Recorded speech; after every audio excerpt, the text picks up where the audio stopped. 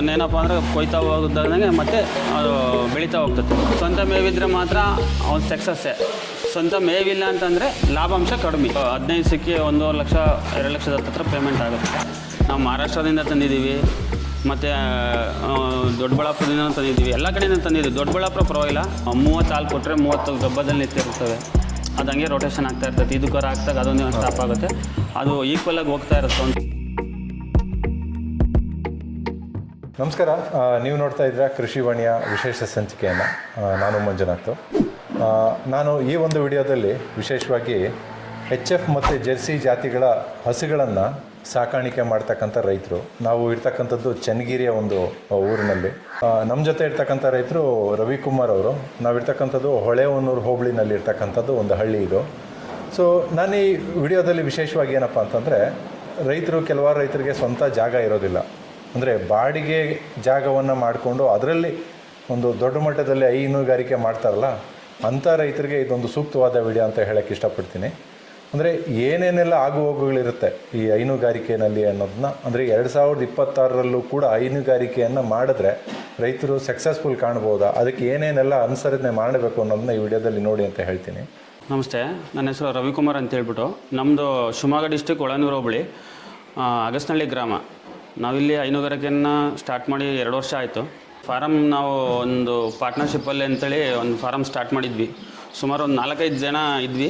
ಇದರಲ್ಲಿ ಏನಾಯಿತು ಅಂದರೆ, ಸ್ವಲ್ಪ ಆಗು ಹೋಗುಗಳು, ಲಾಭ ನಷ್ಟಗಳು ನೋಡ್ಕೊಂತ ಕೆಲವೊಂದು ಅವರೇ ವೈಯಕ್ತಿಕವಾದ ಕೆಲಸಗಳಿಂದ ಒಂದು 2-3 ಬಿಟ್ಟು ಹೋದ್ಮೇಲೆ ತದನಂತರ ನಾವು ಅದನ್ನೇ ವೃತ್ತಿ ಮಾಡ್ಕೊಂಡು ಇದನ್ನೇ ಕೆಲಸ ಮಾಡ್ತಾಯಿದ್ವಿ. ಮತ್ತು ಆಕಳು ಇವರು ವ್ಯಾಪಾರನೂ ಮಾಡ್ತಾರೆ. ನಾವು ಹಾಲು ಕರೆದು ಡೈರಿಗೆ ಹಾಕ್ತಾಯಿದ್ದೀವಿ.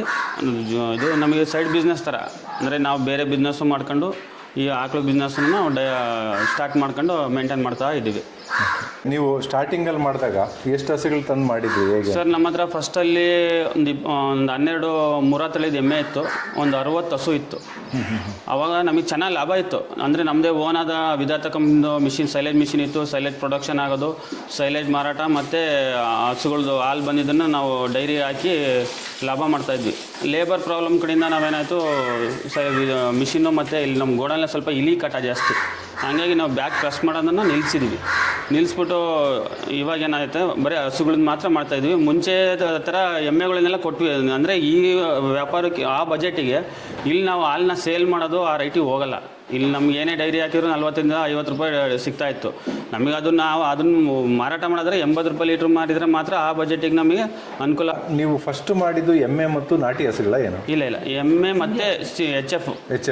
ಅಂದರೆ ನಮ್ಮ ಹತ್ರ ಜರ್ಸಿ ಗಿರ್ಸಿ ಇರಲಿಲ್ಲ. HF ಮತ್ತು ಮುರಾ ತಳಿ ಎಮ್ಮೆ ಸಾಕಿದ್ವಿ. ಅಂದರೆ ಎಮ್ಮೆಗಳನ್ನ ಯಾಕೆ ನೀವು ಸರ್? ಎಮ್ಮೆಗಳಂತಂದರೆ ನಮ್ಮಲ್ಲಿಗೆ ಸ್ವಲ್ಪ ಅದು ನಾವು ಹರಿಯಾಣದಿಂದ ತಂದಿದ್ದು. ನಮ್ಮಲ್ಲಿ ಏನಾಗುತ್ತೆ ಅಂದರೆ, ನಮ್ಮ ವಾತಾವರಣಕ್ಕೆ ಸರಿ ಹೊಂದಲಿಲ್ಲ. ಇನ್ನೊಂದು ಏನಂದರೆ, ಆ ಹಾಲಿಗೆ ತಕ್ಕಂತೆ ರೈಟ್ ಸಿಕ್ತಿರಲಿಲ್ಲ. ನಾವು ಹಾಲನ್ನ ನಾವು ಡೈರಿ ಹಾಕೋದ್ರಿಂದ ನಮಗೆ 50 ರೂಪಾಯಿ 60 ರೂಪಾಯಿ ಸಿಗೋದು. ನಮಗೆ ಅದು ಜಾಸ್ತಿ ವೆಚ್ಚ ಜಾಸ್ತಿ ಬರೋದು. ನಾವು ಸುಮಾರು ಒಂದು 20-22 ಲಕ್ಷ ಕೊಟ್ಟು ಎಮ್ಮೆ ತಂದಿದ್ರೆ ಆ ಎಮ್ಮೆಗೆ ಅದರಿಂದ ಬರ್ತಿರೋ ಈಲ್ಡ್ ನಮಗೆ ಸಾಕಾಗ್ತಿರ್ಲಿಲ್ಲ. ಅದನ್ನು ಕರೆಕ್ಟಾಗಿ ಒಳ್ಳೆ ರೀತಿಯಾದ ಮಾರ್ಕೆಟಿಂಗ್, ಅದಕ್ಕೆ ಒಂದು 80 ರೂಪಾಯಿನೋ 70 ರೂಪಾಯಿನೋ ಆ ರೈಟ್ ಇದ್ದು ಮಾರ್ಕೆಟಿಂಗ್ ಆದರೆ ಲಾಭ ಇದೆ, ಇಲ್ಲ ಅಂತಲ್ಲ. ಈಗ ನಾವು ಅಷ್ಟೊಂದು ದೊಡ್ಡ ಮೊತ್ತದಲ್ಲಿ ತಂದು ಸಾಕೋದು ವೇಸ್ಟ್ ಅಂತ ನಮ್ಮ ಅನಿಸಿಕೆಯಿಂದ ನಾವು ಅದನ್ನು ಒಂದು 2 ಲಕ್ಷ ರೂಪಾಯಿ ಲಾಸ್ ಆಯಿತು, ಕೊಟ್ವಿ ನಾವು ಎಮ್ಮೆನ. ಇಲ್ಲಿ ಏನಾಗಿದೆ, HF ಜರ್ಸಿ ಇರೋದ್ರಿಂದ ನಮ್ಮ ಡಿಗ್ರಿ ಫ್ಯಾಟು ಸ್ವಲ್ಪ ಈಕ್ವಲ್ ಆಗಿತ್ತು, ಚೆನ್ನಾಗಿ ಬರ್ತಾಯಿದೆ. ಹಾಗೆ ನೀವು ಫಸ್ಟ್ ನನಗೆ ಹೇಳಿದ್ದೇನಂತಂದರೆ, ಅಂದರೆ ಒಂದು ಇಂಟ್ರೆಸ್ಟಿಂಗ್ ಅಂತಂದರೆ, ಸುಮಾರು ಜನ ರೈತರು ನಾವು ನೋಡಿದ್ದೀನಿ ಸ್ವಂತ ಜಮೀನು ಇಟ್ಕೊಂಡು ಮಾಡ್ತಾರೆ. ಎಲ್ಲ ಬಂಡವಾಳ ಇರುತ್ತೆ, ಪ್ರತಿಯೊಂದು ಇರುತ್ತೆ. ಅಂದರೆ ನೀವು ಬಾಡಿಗೆ ಜಮೀನು ಮಾಡ್ತಾ ಇರತಕ್ಕಂಥದ್ದು, ಅಂದರೆ ಜಾಗ ಇರ್ಬೋದು, ಶೆಡ್ಡು, ಪ್ರತಿಯೊಂದು ಹೇಗೆ ನಿಭಾಯಿಸ್ತಾ ಇದ್ದೀರಾ ಸರ್? ಇದು ನಾವು ಒಂದು ಕಿವಿ ಮಾತು ಹೇಳೋದಾದರೆ, ದಯವಿಟ್ಟು ಅವ್ರು ಮಾಡೋದಿದ್ರೆ ಓನ್ ಜಾಗದಲ್ಲೇ ಮಾಡಬೇಕು. ಯಾಕೆಂತಂದರೆ ಇವತ್ತಿನ ಬ್ಯಾಂಕ್ ಪ್ರೊಸೀಜರ್ ಆಗಿರ್ಬೋದು, ಅಥವಾ ಯಾವ್ದಾರ ಒಂದು PMEGP ಲೋನ್ ತೊಗೊಳೋದಾಗಿರ್ಬೋದು, ಇದನ್ನೆಲ್ಲ ಮಾಡಬೇಕು ಅಂದರೆ ಅವ್ರ ಸ್ವಂತ ಜಮೀನು ಆಗಬೇಕು. ನಾವು ನೋಡಿ ಇದನ್ನೆಲ್ಲ ನಾವು ಲೀಸಿಗೆ ತೊಗೊಂಡಿದ್ದೀವಿ, ಮಾಡಿದ್ದೀವಿ. ನಮಗೆ ಪಾಪ ಜಮೀನರು ಏನು ತೊಂದರೆ ಮಾಡಿಲ್ಲ, ಇಷ್ಟು ವರ್ಷ ಅಂತ ಅಗ್ರಿಮೆಂಟ್ ಮಾಡ್ಕೊಂಡಿದ್ದೀವಿ. ಬಟ್ ಏನಾಗಿದೆ ಅಂದರೆ, ಈಗ ನಾವು ಯಾವುದೇ ಒಂದು PMEGP ಲೋನ್ ಮಾಡಬೇಕು ಅಥವಾ ಇನ್ನೊಂದು ಏನೇ ಮಾಡಬೇಕು ಅಂತಂದರೆ, ಈ ಜಾಗನ ನಾವು ಅವರಿಗೆ ದೀಡ್ ಮಾಡ್ಕೊಡೋಕೆ ಬರೋದಿಲ್ಲ. ಅವ್ರು ಬ್ಯಾಂಕ್ನವ್ರು ಮೇನ್ ಕೇಳೋದು ಜಾಗ ದೀಡ್ ಕೇಳ್ತಾರೆ, ನಿಮ್ಮ ಹೆಸರು ತೋರ್ಸೋಕ್ಕಾಗಲ್ಲ. ಆಮೇಲೆ ಇವತ್ತಿನ ಪ್ರೊಸೀಜರಲ್ಲಿ ಅಂತ ಅವಾಗ ಲೀಸ್ ಅಗ್ರಿಮೆಂಟ್ ಅಂತ ಆಗೋದು. ಈಗ ಆ ಲೀಸ್ ಅಗ್ರಿಮೆಂಟು ಗೌರ್ಮೆಂಟಲ್ಲಿ ತೆಗೆದಾಕಿದ್ದಾರಂತೆ.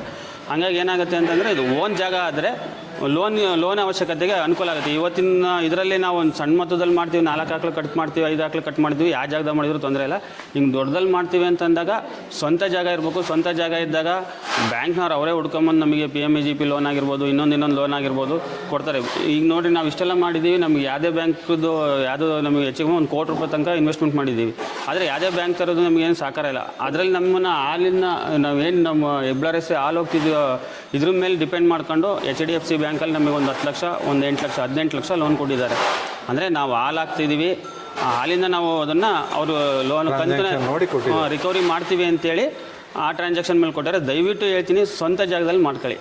ಸ್ವಂತ ಜಾಗದಲ್ಲಿ ಮಾಡ್ಕೊಂಡ್ರೆ ಮಾತ್ರ ಮುಂದೆ 1 ವರ್ಷ ಆದಮೇಲೆ ಆದರೂ ಇನ್ನು ನೆಕ್ಸ್ಟ್ ವರ್ಷಕ್ಕಾರೆ ಒಂದು ಐಡಿಯಾ ಸಿಗುತ್ತೆ. ಒಂದು ಲೋನ್ ಆಗಲಿ, ಇನ್ನೊಂದಾಗಲಿ, ಸಬ್ಸಿಡಿ ಸ್ಕೀಮ್ ಆಗಲಿ, ಅವೆಲ್ಲ ಸಿಗ್ತವೆ. ದಯವಿಟ್ಟು ಸ್ವಂತ ಜಾಗದಲ್ಲಿ ಮಾಡ್ಕೊಳ್ತೀವಿ ಅಂತ ನಾನು ಹೇಳೋಕ್ಕೆ ಇಷ್ಟಪಡ್ತೀನಿ. ಓಕೆ ಸರ್, ಈಗ ನೀವು ಸ್ಟಾರ್ಟಿಂಗಲ್ಲಿ ಎಷ್ಟು ಪ್ರಮಾಣದ ಹಸುಗಳಿದ್ವು, ಇವಾಗ ಎಷ್ಟಿದ್ದಾವೆ?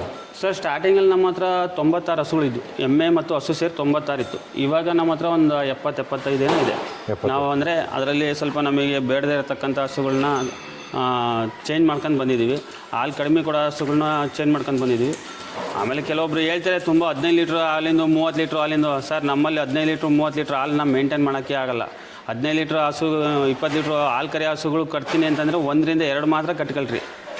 ಜಾಸ್ತಿ ಇಷ್ಟಕ್ಕೊಂದು ದೊಡ್ಡ ಮೊತ್ತದಾಗ ನಾವು 30 ಲೀಟ್ರ್ 20 ಲೀಟ್ರ್ ಮೇಂಟೈನ್ ಮಾಡ್ತೀವಿ ಅಂತಂದರೆ ಹೈಟೆಕ್ ನಮ್ಮಲ್ಲಿ ಹಳ್ಳಿ ಕಡೆಯಲ್ಲಿ ಹೈಟೆಕ್ ಆಗಲ್ಲ, ಹೈಟೆಕಲ್ಲಿ ಮಾಡೋಕ್ಕಾಗಲ್ಲ. ಹಂಗಾಗಿ ನಮ್ಮಲ್ಲೇ ಲೋಕಲ್ ದನಗಳು ತರಬೇಕು, ಲೋಕಲ್ ಇದರಲ್ಲೇ ನಾವು ಮೇಂಟೈನ್ ಮಾಡಬೇಕು ಅನ್ನೋದು ನನ್ನ ವಿಷಯ. ಹಸುಗಳು ಸಾಕಬೇಕು ಅಂತಂದರೆ ಮೇಯ್ನ್ ಬರೋದೇ ನಿಮ್ಮ ಮೇವಿನ ಒದಗಿಸೋದು. ಅಂದರೆ ಅದಕ್ಕೆ ಬೇಕಾದಂಥ ಮೇವಾಗಲಿ, ಫೀಡ್ ಆಗಲಿ ನಿಮಗೆ, ಅಂದರೆ ಈ ಮೇವಿನ ವ್ಯವಸ್ಥೆ ಯಾವ ರೀತಿ ಮಾಡ್ಕೊಂಡಿದ್ದಾರೆ? ಸರ್, ನಾವು ಮೇವಿನ ವ್ಯವಸ್ಥೆ ಅಂತಂದರೆ ನಮ್ಮಲ್ಲಿ ತೋಟಗಳು ಜಾಸ್ತಿ ಇರೋದ್ರಿಂದ ಖಾಲಿ ಜಮೀನು ಸಿಗೋಲ್ಲ. ನಾವು ಸೈಲೇಜಿಗೆ ಮಾರೋಗ್ಬಿಟ್ಟಿದ್ದೀವಿ, ಸೈಲೇಜು ಮತ್ತು ಒಣ ಹುಲ್ಲು. ಇದರಿಂದ ಏನಾಗುತ್ತೆ ಅಂತಂದರೆ ನಮಗೆ ಲಾಭಾಂಶ ಕಮ್ಮಿ ಆಗುತ್ತೆ ಸೈಲೇಜಿಂದಲ್ಲಿ. ಸೈಲೇಜು ಒಳ್ಳೆ ಟೈಮಲ್ಲಿ ನಮಗೆ ಜಾಸ್ತಿ ಸೈಲೇಜು ಅಂದರೆ ಜೋಳ ಬೆಳೆದಾಗ ನಮಗೇನಾಗುತ್ತೆ, ಕಡಿಮೆ ರೇಟಲ್ಲಿ ₹400-400 ನಮಗೆ ಕಡ್ಡಿ ಸಿಗುತ್ತೆ. ನಮ್ಮದೇ ಮಿಷಿನ್ ಇರೋದ್ರಿಂದ ನಾವು ಪ್ರೆಸ್ಸಿಂಗ್ ಮಾಡ್ಕೊಂಡು ಚಾಪಿಂಗ್ ಮಾಡ್ಕೊಂಡು ಅದನ್ನು ನಾವು ಸ್ಟಾಕ್ ಮಾಡ್ಕೊಳ್ತೀವಿ. ಈ ಟೈಮಲ್ಲಿ ನಮಗೆ ₹700 ಅಂದ್ರೂ ಸಿಗ್ತಾಯಿಲ್ಲ ಕಡ್ಡಿ. ಹಂಗಾಗಿ ಏನಾಗುತ್ತೆ, ಸರಿದೂಗ್ಸೋಕ್ಕಾಗಲ್ಲ. ನಾವು ನೇಪಿಯರ್ ಹಾಕ್ಕೊಂಡು ಒನ್ ಟೈಮಿಗಾರೆ ನೇಪಿಯರ್ ನಮ್ಮದು ಸ್ವಂತ ಮೇವಾದರೆ ಲಾಭ ಮಾಡ್ಬೋದು. ಇಲ್ಲ ಅಂತಂದರೆ ಸ್ವಲ್ಪ ಕಷ್ಟ ಆಗುತ್ತೆ. ಇದರಲ್ಲಿ ಲಾಸ್ಟ್ ಏನಪ್ಪ ಅಂದರೆ ಈ ಲೇಬರು ಅದನ್ನೆಲ್ಲ ನಾವು ಇದು ಮಾಡ್ಕೊಂತ ಹೋದರೆ ಮ್ಯಾಚ್ ಮಾಡೋಕ್ಕಾಗಲ್ಲ. ಸ್ವಂತ ಮೇವು ಹಾಕೋಬೇಕು, ದನ ಸಾಕಬೇಕು. ನಾವೀಗ ಒಟ್ಟು ಸೈಲೇಜಿಗೆ ಜಾಸ್ತಿ ಸೈಲೇಜನ್ನೇ ನಾವು ಉಪಯೋಗಿಸ್ತಾರೆ, ಸೈಲೇಜು ಮತ್ತು ಒಣ ಹುಲ್ಲು. ಅಂದರೆ ಈಗ ನಿಮ್ಮ ಹತ್ರ ಇರೋ ಹಸುಗಳ ಪ್ರಮಾಣಕ್ಕೆ ನಿಮ್ಗೆ ಎಷ್ಟು ಎಕರೆ ಜಮೀನು ಇದ್ರೆ ನೀವು ಮೇವು ಮಾಡ್ಕೊಬೋದು? 2 ಎಕರೆ ಇದ್ರೆ ಸಾಕು. 2 ಎಕರೆ ಇದ್ರೆ ಎಷ್ಟು ಹಸುಗಳನ್ನ ಮೇಂಟೈನ್ ಮಾಡಿ? 2 ಎಕರೆ ಇದ್ರೆ ಒಂದು 45-50 ಹಸು ಸಾಕ್ಬೋದು. ಅಂದರೆ ಅದನ್ನೇನಪ್ಪ ಅಂದರೆ ಕೊಯ್ತಾ ಹೋಗೋದಾಗೆ ಮತ್ತೆ ಬೆಳೀತಾ ಹೋಗ್ತದೆ, ಬರೋ ಥರ ಮಾಡ್ಕೊಂಡು. ಬರೋ ಥರ ಅಂದರೆ ನೇಪಿಯರ್ ಆ ಸಿಸ್ಟಮಲ್ಲಿ ನೇಪಿಯರ್ ಹಾಕೋಬೋದು. ಅಲ್ಲ, ನಿಮ್ಮ ಪ್ರಕಾರ ಸೂಪರ್ ನೇಪಿಯರೇ ಬೆಟರ್ ಅಂತೀರಾ, ಇಲ್ಲ ಅದಕ್ಕಿಂತ ಜೋಳ ಬೇರೆ ಬೇರೆ? ಇಲ್ಲ, ಸೈಲೇಜು ಬೆಟರು. ನೇಪಿಯರ್ಗೆ ಕಂಪೇರ್ ಮಾಡ್ಕೊಂಡ್ರೆ ಸೈಲೇಜ್ ಬೆಟರು. ಬಟ್ ಸೈಲೇಜು ಒಂದು ಟೈಮು, ನೇಪಿಯರ್ ಒಂದು ಟೈಮ್ ಕೊಡೋದ್ರಿಂದ ಲಾಸ್ ಆಗಲ್ಲ. ಯಾಕೆಂದರೆ ನಮ್ಮ ಸ್ವಂತ ಮೇವಾಗುತ್ತೆ, ಇದು ಖರೀದಿ ಮಾಡಿರೋ ಮೇವಾಗುತ್ತೆ. ನಾವು ಇಷ್ಟೊಂದು ಮೆಕ್ಕೆಜೋಳ ಬೆಳೆದು ಒಂದು 10 ಎಕರೆ ಮೆಕ್ಕೆಜೋಳ ಬೆಳೆದು ನಾವು ಅದನ್ನು ಇಲ್ಲಿ ತಂದು ಕಡ್ಡಿಯ ಕಟ್ ಮಾಡಿ ಅದನ್ನು ಹಾಕಿದ್ರು ಅದು ಸೇಮ್ ಅಷ್ಟೇ ಖರ್ಚು ಬರುತ್ತೆ. ನಾವು ಅದನ್ನು ಮಾಡಿದ್ವಿ. 2 ಎಕರೆ ಜೋಳ ಹಾಕಿದ್ವಿ. ಆ ಜೋಳದಲ್ಲಿ ಬೆಳೆದಿರೋ ಕಡ್ಡಿನ ತಂದು ಚಾಪಿಂಗ್ ಲೇಬರ್ ಕೊಟ್ಟು ಅದಕ್ಕೆಲ್ಲ ಗೊಬ್ಬರ ಮಣ್ಣು ಎಲ್ಲ ಮಾಡಿ ನಾವು ಚಾಪಿಂಗ್ ಮಾಡ್ಕೊಳ್ಳೋದ್ರಾಗೂ ನಮಗೆ ₹5 ಖರ್ಚು ಬೀಳೋದು. ಈಗ ನಾವು ಸ್ವಂತ ಬೆಳೆದಿದ್ರಲ್ಲೂ ಅಷ್ಟೇ ಖರ್ಚು ಬರುತ್ತೆ. ಆದ್ದರಿಂದ ನೇಪಿಯರ್ ಉತ್ತಮ ಅಂತ ನನ್ನ ಅನಿಸಿಕೆ. ಓಕೆ ಸರ್, ಈಗ ನಿಮ್ಮ ಒಂದು ಅಂದರೆ ಬೆಳಿಗ್ಗೆ ಡೇ ಶುರುವಾದಾಗಿಂದ ಸಂಜೆವರೆಗೂ ಏನೇನೆಲ್ಲ ಇರುತ್ತೆ, ಯಾವ್ಯಾವ ಟೈಮ್ ಕೊಡ್ತೀರಾ, ಎಷ್ಟು ಟೈಮ್ ಮೇವು ಕೊಡ್ತೀರಾ? ಸರ್, ನಾವು ಬೆಳಗ್ಗೆ ಒಂದು ಸುಮಾರು 5 ಗಂಟೆಗೆಲ್ಲ ಬರ್ತೀವಿ. 5 ಗಂಟೆಗೆ ಬಂದರೆ ಸಗಣಿ ಎಲ್ಲ ತೆಗೆದಾಕಿ ಮ್ಯಾಟ್ಗಳು ಮಾತ್ರ ವಾಶ್ ಮಾಡ್ತೀವಿ. ದನಗಳೇನೋ ಅವಾಗೇನು ತೊಳೆಯಲ್ಲ. ಮ್ಯಾಟ್ಗಳೆಲ್ಲ ವಾಶ್ ಮಾಡ್ಕೊಂಡು ಒಂದು ಟೈಮ್ ಸೈಲೇಜ್ ಹಾಕ್ತೀವಿ. ಸೈಲೇಜ್ ಹಾಕಿದ್ರೆ ಮತ್ತೆ 12 ಗಂಟೆ ಅಷ್ಟೊತ್ತಿಗೆ ಬರ್ತಾರೆ. 12 ಗಂಟೆ ಬಂದು ಎಲ್ಲ ವಾಶ್ ಮಾಡಿ, ದನಗಳು ಗಲೀಜಾಗಿದ್ದರೆ ವಾಶ್ ಮಾಡ್ತಾರೆ. ವಾಶ್ ಮಾಡಿ ಮತ್ತೆ ಮಲಗಿದ್ರೆ 4 ಗಂಟೆಗೆ, ಅಂದರೆ ಆ ಟೈಮಲ್ಲಿ 12 ಗಂಟೆಗೆ ಬಂದಾಗ ಒಂದು ಸ್ವಲ್ಪ ಒಣ ಹುಲ್ಲು ಹಾಕ್ತೀವಿ. ಬೆಳಗ್ಗೆ ಏನು ಸೈಲೇಜ್ ಕೊಟ್ಟಿರ್ತೀವಿ, ಆಮೇಲೆ 12 ಗಂಟೆ ಬಂದು ಒಣ ಹುಲ್ಲು ಹಾಕ್ತೀವಿ. ಆಮೇಲೆ ಮತ್ತೆ 4 ಗಂಟೆಗೆ ಓಪನ್ ಮಾಡೋದು ಶೆಡ್ಡು. ಇವಾಗೇನು ಈಗ ಸಗಣಿ ಎಲ್ಲ ತೆಗೆದಾಗ ಇವತ್ತು ಲೇಟ್ ಆಗಿದೆ, ಸಗಣಿ ಎಲ್ಲ ತೆಗೆದಾಕಿದ್ರೆ ಒಣ ಹುಲ್ಲು ಹಾಕಿದ್ರೆ ಮುಗೀತು. ಮತ್ತು 4 ಗಂಟೆಗೆ ಇದನ್ನು ಓಪನ್ ಮಾಡೋದು. 4 ಗಂಟೆ ಓಪನ್ ಮಾಡಿದಾಗ ಮತ್ತೆ ಸೈಲೇಜ್ ಎಲ್ಲ ಇದು ಸಗಣಿ ಎಲ್ಲ ತೆಗೆದಾಕ್ಬಿಟ್ಟು ನಾವು ಸೈಲೇಜ್ ಹಾಕೋದು 5 ಗಂಟೆ ಕಮೆನ್ಸ್ ಆಗುತ್ತೆ. 5 ಗಂಟೆ ಕಮೆನ್ಸ್ ಆದರೆ 6 ಗಂಟೆ 6:30 ಹಾಲು ಸ್ಟಾರ್ಟ್ ಮಾಡಿದರೆ 7 ಗಂಟೆಗೆಲ್ಲ ಮುಗಿದು ಹೋಗುತ್ತೆ. ಮಧ್ಯಾಹ್ನ ಇಲ್ಲಿ ಬರೋ ಅವಶ್ಯಕತೆ ಏನಿಲ್ಲ. ಅಂದರೆ ನೀವು ಕೈ ತಿಂಡಿಗಳನ್ನು ಎಷ್ಟು ಪ್ರಮಾಣದಲ್ಲಿ ಕೊಡ್ತಾ ಇದ್ದೀರಾ? ಸರ್, ನಾವು ಕೈ ತಿಂಡಿ ಯಾವುದೇ ಥರದ್ದು ಕೊಡಲ್ಲ. ನಾವು ಏನಾದರೂ ಒಂದು ಪ್ರಾಡಕ್ಟ್ ಯೂಸ್ ಮಾಡ್ತಾ ಇದ್ದೀವಿ, ನಮಗೆ ತುಂಬ ಅನುಕೂಲ ಆಗಿದೆ. ಅದನ್ನು ಹೆಮ್ಮೆಯಿಂದ ಹೇಳ್ಬೋದು. ಗೋದ್ರೇಜ್ ಬೈಪಾಸ್, ಗೋದ್ರೇಜ್ ಸಮೃದ್ಧಿ ಆಗ್ತಾ ಇದೀವಿ ನಾವು. ಬೇರೆ ಕೈ ತಿಂಡಿ ಇದಕ್ಕೆ ಏನು ಕೊಡಲ್ಲ. ಏನು ಅಂಶ ಇರುತ್ತೆ ಅದರಲ್ಲಿ? ಇಂಡಿಯಾದು ಪ್ಯೂರ್ ವೆಜ್ಜು, ಅಂದರೆ ಬೇರೆ ಥರದಾಗಲಿ ಕಬ್ಬಿನಾಂಶ ಕೊಡೋದಕ್ಕೋಸ್ಕರ ಬೇರೆ ಥರದ ಮಾಂಸಾಹಾರಿದ ಪದಾರ್ಥ ತಂದು ಅದಕ್ಕೇನು ಮಿಕ್ಸ್ ಮಾಡ್ಕೊಡಲ್ಲ. ಪ್ಯೂರ್ ವೆಜ್ ಇರೋದ್ರಿಂದ ನಮಗೇನು ಕಾಳು ಬೇಳೆಯಿಂದನೇ ಅದು ಪ್ರೋಟೀನ್ ಕೊಟ್ಟಿರ್ತಾರೆ. ಅದನ್ನು ನಾವು ರೈಟ್ ಜಾಸ್ತಿ ಇರ್ಬೋದು, ಆದರೆ ಕೊಡೋ ಪ್ರಮಾಣ ಕಮ್ಮಿ. 1 ಲೀಟ್ರಿಗೆ 300 ಗ್ರಾಮ್ ಥರ ನಾವು ಕೊಡ್ತಾಯಿದ್ದೀವಿ. 1 ಲೀಟ್ರ್ ಈಲ್ಡ್ ಹಾಲಿಗೆ ಈಲ್ಡ್ ಬಂದರೆ 300 ಗ್ರಾಮ್ ಮಾತ್ರ ಕೊಡ್ತಾಯಿದ್ದೀವಿ. ಅದೇ ನಾವು ಸಮೃದ್ಧಿ ಬಿಟ್ಟು ಬೇರೆ ನಾವು ಗೋದ್ರೇಜ್ ಬಿಟ್ಟು ಬೇರೆದು ಹಾಕೋದಾಗಿದ್ರೆ ಪರ್ ಡೇಗೆ ನಮಗೆ 4 ಚೀಲ ಹೋಗೋದು. ಇವಾಗ 3 ಚೀಲ ಹೋಗುತ್ತೆ ಪರ್ ಡೇಗೆ, ಅದು 4 ಚೀಲ ಹೋಗುತ್ತೆ. ಯಾಕೆಂದರೆ ರೈಟ್ ಕಮ್ಮಿ ಇರುತ್ತೆ, ಪ್ರಮಾಣ ಜಾಸ್ತಿ ಕೊಡಬೇಕು. ನೀವು ಮೇವನ್ನು ಕೊಡೋ ಪ್ರಮಾಣ ಅದು ಕೊಡೋ ಹಾಲಿನ ಮೇಲೆ ನೋಡ್ತೀರೋ ಇಲ್ಲ ದೇಹದ ಮೇಲೆ ನೋಡ್ತೀವಿ? ಹಾಲಿನ ಮೇಲೆ ನೋಡಲ್ಲ, ದೇಹದ ಮೇಲೆ ನೋಡ್ತೀವಿ. ದೇಹ ತೂಕದ ಮೇಲೆ. ಸೊ ಸರಿ, ಸುಮಾರು ಎಷ್ಟು ಕೊಡ್ಬೋದು ನೀವು? ಸರ್ ನಾವು ಡೈಲಿ ಒಂದು ಹಸು ಬಂತಂದರೆ ಇದು ಒಂದು 500 kg ತೂಗ್ತತೆ ಅಂದರೆ ಒಂದು 40-45 kg ಒಳಗಡೆನೆ ಒಟ್ಟಾಗಿ ಎಲ್ಲ ಸೇರಿ ಗಿಂಡಿ ಎಲ್ಲ ಸೇರಿ ಎಲ್ಲದೂ ಬಂತದ್ರಲ್ಲಿ. ಅಂದರೆ ನಾವು ಪ್ರತಿನಿತ್ಯ ಸುಮ್ಮನೆ ಮೇವು ಹಾಕಿರಿ, ಎಷ್ಟು ಮೇವು ಹಾಕಿರೋ ತೊಳ್ತಾ ಇರ್ತದೆ, ಆದರೆ ನಮಗೆ ಪ್ರಯೋಜನ ಆಗಲ್ಲ. ಅದು ನಾವು ಏನದು ಕರೆಕ್ಟಾಗಿ ಮಲ್ಲಿಗೆ ಮೇವು ತಿಂದು ಮೆಲ್ಕ್ ಹಾಕಿದ್ರೆ ಮಾತ್ರ ನಮಗದು ಸಫಿಷಿಯೆಂಟ್ ಆಗಿ ಅದ್ರ ಜೀರ್ಣ ಶಕ್ತಿ ಕರೆಕ್ಟ್ ಆಗೋದು. ಆದ್ದರಿಂದ 2 ಟೈಮ್ ನಾವು ಮೇವು ಕೊಡೋದು. ಒಣ ಹುಲ್ಲು ಮಾತ್ರ ಮಧ್ಯೆ ಒಂದು ಟೈಮ್ ಕೊಡ್ತೀವಿ. ಥರ ಲಾಭ ಸಿಗ್ಬೇಕು ನಮಗೆ ಅಂತಂದರೆ ಒಂದು ಹಸು ಎಷ್ಟು ಹಾಲು ಇಳುವರಿ ನಾವು ಎಕ್ಸ್ಪೆಕ್ಟ್ ಮಾಡಬೇಕಾಗತ್ತೆ, ಮತ್ತು ಅದನ್ನು ಯಾವ ರೀತಿ ಆ ಹಸುಗಳನ್ನ ಸೆಲೆಕ್ಟ್ ಮಾಡೋದು? ಸರ್ ಇಲ್ಲಿ ನಾವು ಹಾಲಲ್ಲಿ ಹೈನುಗಾರಿಕೆಯಲ್ಲಿ ಲಾಭ ಮಾಡ್ತೀವಿ ಅಂದರೆ ಕನಿಷ್ಠ ಪಕ್ಷ ಒಂದು 10 ಲೀಟ್ರ್ ಹಾಲು ಬರೋಂಥ ಹಸುಗಳನ್ನ ನಾವು ಸಾಕಬೇಕು. ಅಂದರೆ ದಿನಕ್ಕೆ ಅಲ್ಲ, ದಿನಕ್ಕಲ್ಲ, ಒನ್ ಟೈಮ್ಗೆ. ದಿವಸಕ್ಕೆ 20 ಲೀಟ್ರು ಬೇಡ, 20 ಲೀಟ್ರ್ ಅಂತ ನಾವು ಕನ್ಸಿಡರ್ ಮಾಡಿದ್ರೆ ನಮಗೆ 8ರಿಂದ 9 ಲೀಟ್ರ್ ಅಂತೂ ಹಾಲು ಬಂದೇ ಬರುತ್ತೆ. ನಾವು ಸಾಕೋದ್ರ ಮೇಲೆ ಡಿಪೆಂಡ್ ಇರೋದು. ಅದಕ್ಕಿಂತ ಹೆಚ್ಚು ಬಂದರೆ ಉತ್ತಮ. ಆದರೆ ಇಲ್ಲಿನ ನಮ್ಮ ವಾತಾವರಣಕ್ಕೆಲ್ಲ 8ರಿಂದ 10 ಲೀಟ್ರ್ ಹಾಲು ಕೊಡೋ ಹಸು ಇದ್ದರೆ ಲಾಭ ಮಾಡ್ಬೋದು. ಯಾಕೆಂದರೆ ಈಗ ಚಿಕ್ಕ ಹಸು ಸಾಕೋದ್ರಿಂದನೂ ಅಷ್ಟೇ ಮೇವು ಹೋಗುತ್ತೆ, ನಮಗೆ ಪ್ರಮಾಣ ಸ್ವಲ್ಪ ಕಮ್ಮಿ ಆಗುತ್ತೆ. ಆದರೆ ಲೇಬರು ಅದೆಲ್ಲ ಕಂಪೇರ್ ಮಾಡ್ಕೊಂಡ್ರೆ 10 ಹಸು ಸಾಕೋಕ್ಕಿಂತ 5 ಹಸು ಸಾಕ್ರಿ ಅನ್ನೋದು ಒಂದು ಮಾಡ್ಬೋದು. ಓಕೆ. ಅಂದರೆ ಈಗ ನೋಡಿ, ನಮ್ಮ ಕರ್ನಾಟಕದಲ್ಲಿ ಅಂದರೆ ಆಲ್ಮೋಸ್ಟ್ ಅಲ್ಲಿ ಒಂದು 4-5 ಡಿಸ್ಟಿಕ್ ಅಂದರೆ ಬೆಂಗಳೂರು ಗ್ರಾಮಾಂತರ, ಚಿತ್ರದುರ್ಗ, ಕೋಲಾರ, ಅಂದರೆ ಸುಮಾರು HF ಜರ್ಸಿ ಹೆಚ್ಚು ಸಾಕ್ತಕ್ಕಂಥ ಜಿಲ್ಲೆಗಳು ಮಂಡ್ಯ, ಮೈಸೂರು. ಸೊ ಅಲ್ಲೆಲ್ಲ ಸೆಲೆಕ್ಟ್ ಮಾಡ್ತಕ್ಕಂಥದ್ದು ಹಸುಗಳನ್ನ ಯಾವ ಕಡೆ ಭಾಗದಲ್ಲಿ ಇಷ್ಟಪಡ್ತಾರೆ, ಯಾವ ಚೆನ್ನಾಗಿರುತ್ತೆ ನಿಮ್ಮ ಪ್ರಕಾರ? ಸರ್ ನಾವು ಹಸುಗಳು ನಮ್ಮ ಲೋಕಲ್ಲೇ ನಮಗೆ ಇಷ್ಟ ಅನಿಸುತ್ತೆ. ಯಾಕೆಂದರೆ ನಾವು ಇಷ್ಟೆಲ್ಲ ಹಸುಗಳು ಸಾಕಿದ್ದೀವಿ ಅಂದರೆ ನಾವು ಮಹಾರಾಷ್ಟ್ರದಿಂದ ತಂದಿದ್ದೀವಿ, ಮತ್ತು ದೊಡ್ಡಬಳ್ಳಾಪುರದಿಂದ ತಂದಿದ್ದೀವಿ, ಎಲ್ಲ ಕಡೆಯಿಂದ ತಂದಿದ್ದೀವಿ. ದೊಡ್ಡಬಳ್ಳಾಪುರ ಪರವಾಗಿಲ್ಲ, ಅಲ್ಲಿದು ಪರವಾಗಿಲ್ಲ. ಮತ್ತು ನಾವು ಈ ಕಡೆ ಹೋದರೆ ಹಾಸನ ಆ ಕಡೆ ಎಲ್ಲ ತರ್ಬೋದು ದನಗಳು. ಅಂದರೆ ಇವತ್ತಿನ ಪರಿಸ್ಥಿತಿಯಲ್ಲಿ ಏನಾಗಿದೆ ಅಂತಂದರೆ, ಯಾವುದೇ ವ್ಯಕ್ತಿ ದನ ಮಾರ್ತೀನಿ ಅಂತಂದರೆ ಅವನು ವ್ಯಾಪಾರಸ್ಥನ ಹತ್ರನೇ ಇರುತ್ತೆ ಹೊರತು ರೈತನ ಹತ್ರ ದನ ಸಿಗ್ತಾಯಿಲ್ಲ. ಅವನೇನೇ ರೈತ ಹತ್ರ ದನ ಇದ್ರೂ ವ್ಯಾಪಾರಸ್ಥರ ಮೂಲಕನೇ ವ್ಯಾಪಾರ ಆಗೋದು. ಇಲ್ಲಿ ನಾವು ಇಷ್ಟು ದಿವಸ ನಾವು ಮಾಡಿರೋದು ಇದರಲ್ಲಿ ನಾವು ಹಳ್ಳಿ ಮೇಲೆ ಎಷ್ಟೇ ಓಡಾಟ ಜಾಸ್ತಿ ಆದರೂ ಪರವಾಗಿಲ್ಲ, ಹಳ್ಳಿ ಮೇಲೆ ದನ ತರಬೇಕು ಅಂತ ನಾವು ಎಕ್ಸ್ಪೆಕ್ಟ್ ಮಾಡ್ತೀವಿ. ದೂರದಿಂದ ತರಬಾರ್ದು. ಯಾಕೆಂದರೆ ದೂರದಿಂದ ಅವ್ರು ಎಲ್ಲಿಂದ ಹಾಕ್ಕೊಂಬಂದಿರ್ತಾರೋ ನಮಗೆ ಗೊತ್ತಿರಲ್ಲ.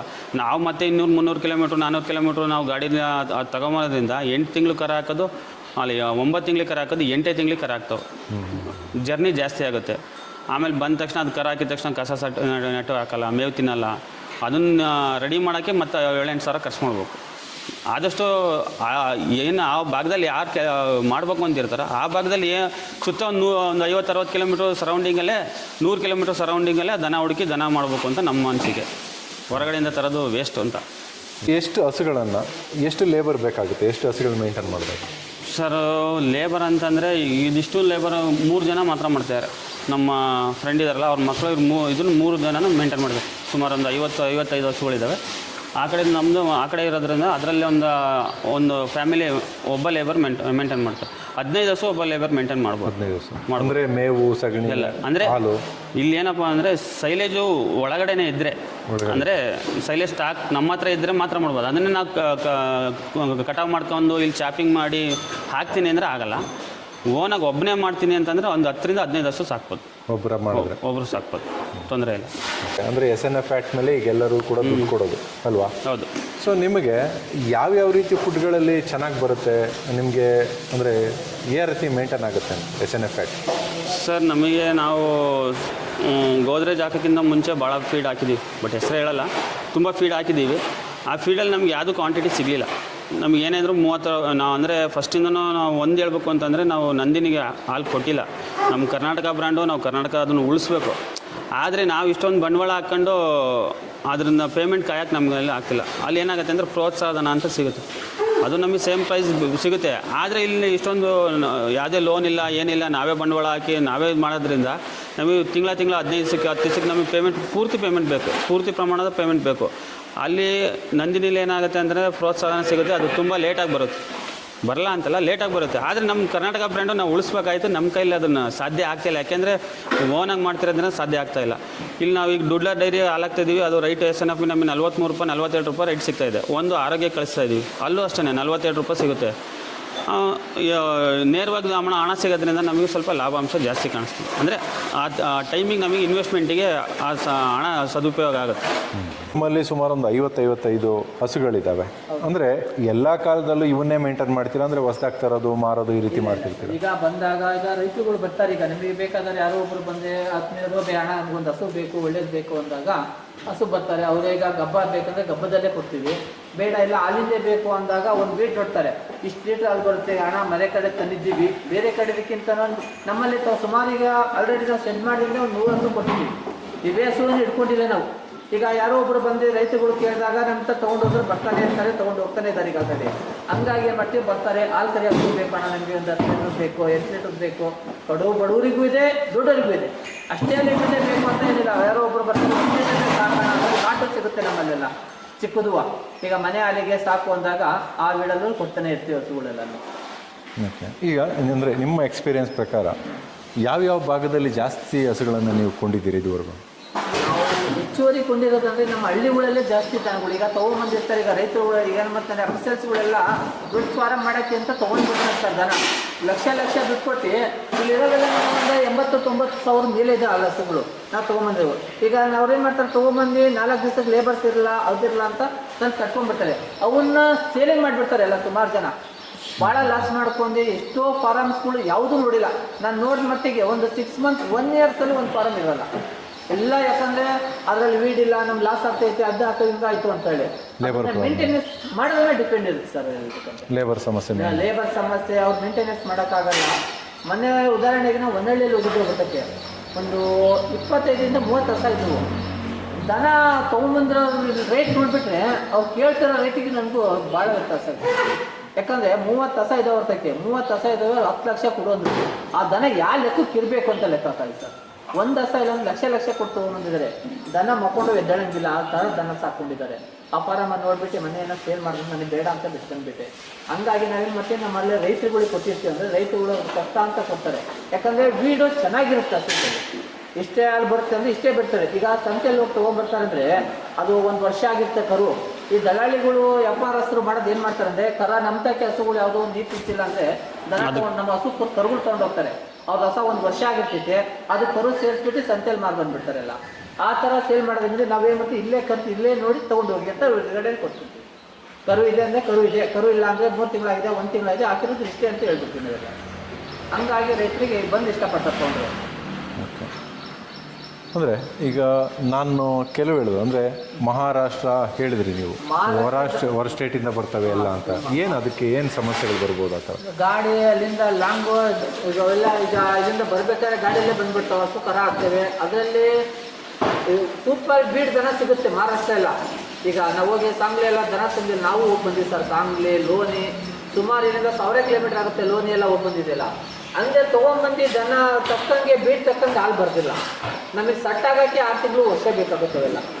ಹಂಗಾಗಿ ಫಸ್ಟಿಗೆ ಬಂದಾಗ ಕಾಲಿತ್ತೋದು, ಒದಿಯೋಕ್ಕಂತಾಗ ರೈತರು ಯಾರೂ ಮುಟ್ಟೋಲ್ಲ ಅವಾಗ. ಅದು ಮತ್ತು ಅಲ್ಲಿಂದ ಗಾಡಿಯಲ್ಲಿ ಬಂದಾಗ ಕಸ ಒಂದು ಕ್ಲಿಯರಾಗಿ ಹಾಕಲ್ಲ ಸರ್. ಈಗ ಮಹಾರಾಷ್ಟ್ರ ದನ ಏನಿದೆಯೋ ಕಸನೇ ಹಾಕೋದಿಲ್ಲ. ಕಸ ಹಾಕಿಲ್ಲ ಅಂದರೆ ದನ ಇದಕ್ಕಿಂತ ವೀಕ್ ಆಗೋಗಿರ್ತಲ್ಲ. ಹಂಗಾಗಿ ರೈತರು ಹಾಳಾಗಿ ಹೋಗ್ತಾರೆ. ಆ ದನ ಮುಟ್ಟಕ್ಕೆ ಇಷ್ಟಪಟ್ಟಿಲ್ಲ ಸರ್. ಈಗ ಹಾಲು ಬರುತ್ತೆ, ಒಂದು ದನ 100ಕ್ಕೆ 10% ಹಾಳಾಗಿರೋದು ಸರ್. ಅದರಲ್ಲಿ ಒಂದು 10% ಚೆನ್ನಾಗೇ ಬಂದಿರೋದು. ಅಂದರೆ ಬೀಡು ನಂಬರ್ 1 ದನ ಸಿಗುತ್ತೆಲ್ಲ. ಈ ಥರ ಲಾಸ್ ಆದಾಗ ರೈತರು ಯಾರು ಇಷ್ಟಪಡಲ್ಲ. ಹೊಸ್ತ ಮಾಡೋರಿಗೆ ಅದು ದನ ತಗೊಂಡೋದ್ರೆ ನಾವು ಸುಮಾರು ದನ ತೊಗೊಂಡ್ಬಂದು ಲಾಸಲ್ಲಿ ಆಗಿದೆ ಸರ್ ಅದರಲ್ಲೆಲ್ಲ. ಹಂಗಾಗಿ ನಾವೇನು ಮಾಡ್ತೀವಿ, ನಮ್ಮಲ್ಲಿ ಲೋಕಲ್ ದನನೇ ಒಳ್ಳೆ ಬೀಡಿರೋ ದನ ಲೋಕಲಾಗಿ 10,000 ಜಾಸ್ತಿ ಆಗಲಿ ಕೊಡ್ಬಿಟ್ಟು ತೊಗೊಂಡು ಸಾಕೋಣ ಅಂತ ಇಲ್ಲೇ ಸಾಕ್ತಾ ಇದ್ದೀವಿ ಸರ್. ಸಕ್ಸಸ್ಫುಲ್ಲಾಗಿ ಫಾರಮ್ ಮಾಡಬೇಕು ಅಂತಂದರೆ ಏನಿಲ್ಲ, ಅವ್ರು ಸ್ವಂತ ಜಾಗದಲ್ಲಿ ಮಾಡ್ಕೊಳ್ರಿ. 4-5 ಹಸು ಕಟ್ಟೋಕ್ಕಾದ ಜಾಗ ಇದ್ದು ಅಷ್ಟರಲ್ಲೇ ಸಾಕು. ಅಂದರೆ ಹಸು ನಾವು ಬ್ರೀಡ್ ತರಬೇಕಾದ್ರೆ ಆದಷ್ಟು ಒಳ್ಳೆ ಬ್ರೀಡ್ ತಗೊಳ್ರಿ. ಇಲ್ಲೇ ಲೋಕಲಲ್ಲಿ ಪರ್ಚೇಸ್ ಮಾಡಿರಿ. ಲೋಕಲಲ್ಲಿ ಪರ್ಚೇಸ್ ಮಾಡಿದಾಗ ಏನಾಗುತ್ತೆ, ನಮಗೆ ಹಸುಗಳದ್ದು ಯಾವುದೇ ಸಮಸ್ಯೆ ಬರೋಲ್ಲ. ನಾವು ಚೆನ್ನಾಗಿ ಜಾಸ್ತಿ ಹಾಲು ಬರಲಿ, ಒಳ್ಳೆ ಬ್ರೀಡ್ ತರೋಣ ಅಂತೇಳಿ ಹೊರಗಡೆ ಹೋಗ್ತಂದರೆ 100-200 ಕಿಲೋಮೀಟ್ರ್ ದೂರ ಹೋಗ್ತಂದಾಗ ಕೆಲವೊಂದು ಸಕ್ಸಸ್ ಆಗುತ್ತೆ, ಕೆಲವೊಂದು ಸಕ್ಸಸ್ ಆಗೋಲ್ಲ. ಇಲ್ಲಿ ಆದಷ್ಟು ಹಳ್ಳಿ ಮನೆ ಇದೆ ಹುಡುಕಿ ಯಾರು ಅವ್ರ ಫ್ರೆಂಡು ಗಿಂಡು ಅವ್ರು ಯಾರು ಇರ್ತಾರೆ ಅವ್ರ ಹತ್ರ ನೋಡಿ ಸ್ವಲ್ಪ ದನ ತರೋದು ಉತ್ತಮ ಅಂತ. ಅದರಿಂದ ಅನುಕೂಲ ಆಗುತ್ತೆ. ಮತ್ತು ಎರಡನೇದು ಅಂತಂದರೆ ಸ್ವಂತ ಮೇವು ಇದ್ದರೆ, ಸ್ವಂತ ಮೇವಿದ್ದರೆ ಮಾತ್ರ ಅವ್ನು ಸಕ್ಸಸ್ಸೇ. ಸ್ವಂತ ಮೇವಿಲ್ಲ ಅಂತಂದರೆ ಲಾಭಾಂಶ ಕಡಿಮೆ. ಸ್ವಂತ ಮೇವು ಒಂದು ಮೇನ್. ಮತ್ತು ಅವರೇ ಓನಾಗಿ ಕೆಲಸ ಮಾಡ್ತೀನಿ ಅಂದರೆ ಇದರಲ್ಲಿ 50 ಭಾಗ ಹೋದರೆ 50 ಭಾಗ ನಾವು ಉಳಿತಾಯ ಮಾಡೋದಾದರೆ ಸ್ವಂತ ಮೇವು, ಸ್ವಂತ ಲೇಬರ್ ಇವೆರಡು ಕರೆಕ್ಟಾಗಿತ್ತು ಅಂತಂದರೆ 50 ಭಾಗ ಮಾಡ್ಬೋದು. ಇಲ್ಲ ಅಂತಂದರೆ ಲಾಭಾಂಶ ಕಡಿಮೆ. ಈಗ ನಾನು ಇನ್ನೊಂದು ಕೇಳೋದು ಮತ್ತೆ, ಈಗ ನಿಮ್ಮಲ್ಲಿ ಹುಟ್ತಾ ಇರ್ತವೆ ಹೆಣ್ಣು ಕರುಗಳು, ಅವನ್ನೆಲ್ಲ ನೀವೇನು ಮಾಡ್ತೀರಾ, ಅಂದರೆ ಮಾರ್ತೀರಾ ಹೇಗೆ? ಸರ್ ನಾವು ಇಟ್ಕೊಳ್ತೀವಿ ಹಸುಗಳನ್ನ. ಅದು ನಮ್ಮಲ್ಲಿ ಹುಟ್ಟಿರೋ ಹೆಣ್ಗರುಗಳು ತುಂಬ ಇದ್ದಾವೆ. ನಾವು ಲಾಸ್ಟ್ ಟೈಮ್ ಒಂದು 32 ಕರುಗಳು ಕೊಟ್ಟಿದ್ವಿ. ಅದರಲ್ಲಿ ಒಳ್ಳೊಳ್ಳೆ ಜಾತಿ ಕರುಗಳಿದ್ವು. ಅದನ್ನು ಕೆಲವೊಬ್ಬರು ರೈತರು ಫ್ರೆಂಡ್ಗಳು ಕೇಳ್ತಾ ಇರ್ತಾರೆ, 2 ಕೊಡು 1 ಕೊಡು ನಾನು ಸಾಕೊಳ್ತೀನಿ ಅಂತ. ಅಂಥವ್ರಿಗೆ ನಾವು ಇಲ್ಲ ಅನ್ನಲ್ಲ, ಕೊಟ್ಟಿದ್ದೀವಿ. ಅಂದರೆ ಮಾರಾಟ ಮಾಡಿ ನಮಗೆ ಲಾಭನೂ ಆಗಿತ್ತಿಲ್ಲ ಅಂತ ಹೇಳ್ತಿಲ್ಲ. ಯಾಕೆಂದರೆ ಅದನ್ನು ನಾವು 1 ವರ್ಷ 2 ವರ್ಷ ಸಾಕಿ ಮತ್ತು ಬ್ರೀಡು ಹಾಲು ತೆಗೆದ್ರಾಗೆ ಅಷ್ಟೇ ಖರ್ಚಾಗಿರುತ್ತೆ. ಆ ಟೈಮಿಗೆ ನಮಗೆ ಒಳ್ಳೆ ರೈಟ್ ಸಿಕ್ಕಾಗ ನಾವು ಕೊಟ್ಟಿದ್ದೀವಿ ಕರುಗಳು. ತುಂಬ ಕರುಗಳು ಕೊಟ್ಟಿದ್ದೀವಿ ನಾವು. ಒಂದು 30-35 ಕರುಗಳು ಕೊಟ್ಟಿದ್ದೀವಿ. ಈಗ ಇನ್ನೂ ಕೆಲವೊಂದು ಕರುಗಳಿದ್ದಾವೆ. ಇದರಲ್ಲಿ ಬ್ರೀಡ್ ಒಂದು ಉಳಿದ್ರೇ ನಮಗೆ ಅದೇ ಲಾಭ ಉಳಿತದೆ. ಓಕೆ ಸರ್, ಈಗ ಒಟ್ಟಾರೆ ಈಗ ಸರ್ವೇ ಸಾಮಾನ್ಯ ಅಂದರೆ ನಿಮ್ಮ ಹತ್ರ ಒಂದು 10 ಹಸು ಇಲ್ಲ, ನಿಮ್ಮಲ್ಲಿ ಒಂದು 50 ಹಸು 55 ಹಸು ಸಾಕ್ತಿದ್ದೀರಾ ಅಂದರೆ ನೀವು ವೀಕ್ಲಿನೋ ಇಲ್ಲ 15 ದಿನಕ್ಕೆ ಪೇಮೆಂಟು ಎಷ್ಟು ತೊಗೋತಿದ್ದೀರಾ ಮತ್ತು ಎಷ್ಟು ಖರ್ಚು ಬರ್ಬೋದು ಅದರಲ್ಲಿ? ಸರ್ ಅದೇ ನಾವು ಅವಾಗಲಿಂದ ಅದನ್ನೇ ಹೇಳ್ತಿರೋದು. ಏನಪ್ಪ ಅಂತಂದರೆ ನಮಗಿದು ತಿಂಗಳ ಒಂದು 15 ಸಿಕ್ಕಿ 1.5 ಲಕ್ಷ 2 ಲಕ್ಷದ ಹತ್ತಿರ ಪೇಮೆಂಟ್ ಆಗುತ್ತೆ. ಒಟ್ಟು ಒಂದು ತಿಂಗಳಿಗೆ 4 ಲಕ್ಷ ರೂಪಾಯಿ 4.5 ಲಕ್ಷ ರೂಪಾಯಿ ಪೇಮೆಂಟ್ ಆಗುತ್ತೆ. ಎಷ್ಟು ಟೋಟಲ್ ಒಂದು ಇದು 55 ಹಸು 60 ಹಸುದಿಂದ 60 ಹಸುಗಳಿಂದ ಅಷ್ಟು ಪೇಮೆಂಟ್ ಆಗುತ್ತೆ. ಇದರಲ್ಲಿ ಏನಾಗುತ್ತೆ ಅಂದರೆ ನಮಗೆ 30 ಹಾಲು ಕೊಟ್ಟರೆ 30 ಗಬ್ಬದಲ್ಲಿ ನಿಂತಿರ್ತವೆ. ಅದು ಹಂಗೆ ರೊಟೇಷನ್ ಆಗ್ತಾ ಇರ್ತೈತೆ. ಇದು ಕರ ಹಾಕ್ದಾಗ ಅದೊಂದು ಸ್ಟಾಪ್ ಆಗುತ್ತೆ. ಅದು ಈಕ್ವಲಾಗಿ ಹೋಗ್ತಾ ಇರುತ್ತೆ. ಒಂದು ಸ್ವಲ್ಪ ವೇರಿಯೇಷನ್ ಆಗ್ತಾ ಇರುತ್ತೆ. ಅದರಲ್ಲಿ ನಮಗೆ ಈಗ ಕಡಿಮೆ ಅಂತಂದರೆ 3 ಲಕ್ಷ ರೂಪಾಯಿ ಖರ್ಚೇ ಬರ್ತಾಯಿತ್ತು. 3 ಲಕ್ಷ ರೂಪಾಯಿ ಖರ್ಚು ಅಂದರೆ ಈ ಸೈಲೇಜು ಮತ್ತು ಹಿಂಡಿ ಲೇಬರು ಅದಕ್ಕೆ ಖರ್ಚು ಜಾಸ್ತಿ ಬರುತ್ತೆ. ಕೆಲವೊಂದು ಎಕ್ಸ್ಪೆನ್ಸಿವ್ ಒಂದೊಂದು ಟೈಮ್ ಅಷ್ಟು ಉಳಿಯೋಲ್ಲ.